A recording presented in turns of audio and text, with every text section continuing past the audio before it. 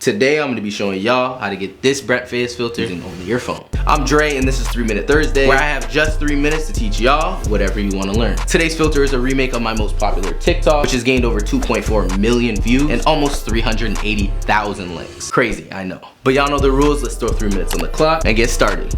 There are 3 key things that I'm going over in this video that are super important to not only get great results with this filter, but also great results with all of your photos. They are lighting, how to take a good photo, and the thing that brings it all together, the edit. Now the first thing we need to figure out is how exactly we're gonna take this picture. When looking to recreate a filter like this, it's very important to recreate the lighting. And in this picture, there's a lot of soft background light, meaning that we're not gonna be using a flash and that we need to take this picture in a well-lit room. I'm using my video light on low because the lighting in my room sucks, but you don't need one of these. I just recommend taking a photo like this with any soft light, meaning this filter probably won't be best with bright daylight photos. Next thing, which is also somewhat of an obstacle, is figuring out how to get this blurry background. Now there's 2 different solutions to this problem. The first would be using the iPhone's built-in portrait mode, and the second would be adding a fake blur in post by using an app like Photoshop Express or Pixar. Personally, the first option is a little bit easier and much faster, so we're gonna go with that one. And now that we know how to recreate the lighting and how to get the background blur, it's time to take our photo. So go ahead, set up your camera. Today I'll be using this tripod and this Bluetooth clicker from Amazon to make my life a little bit easier since I'm taking these photos by myself. And I already know it's gonna be boring just watching me take photos, so I'll be right back as soon as I think I found the one.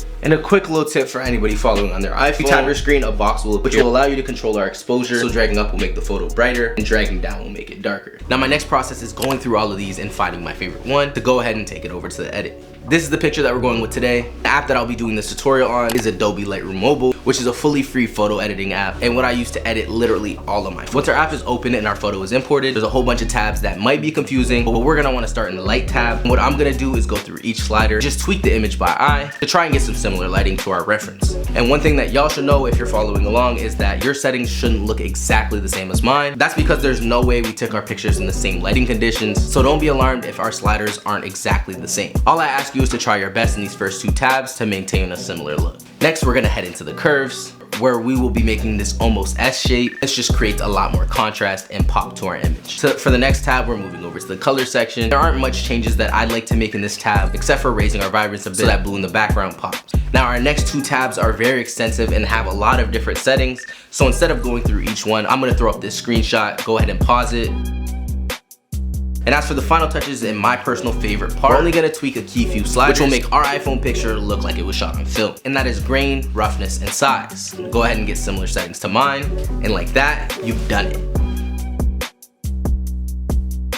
You can now shoot amazing pictures with your very own Brent Faiyaz filter. If you enjoyed this preset and wanted another like it, you'll be sure to love last week's 3 Minute Thursday, where I show y'all the secrets to get this ASAP Rocky preset in under 3 minutes. So make sure to check that out and subscribe if you haven't, and of course hit that post notification bell to stay updated for future videos. As always, have a good day and peace.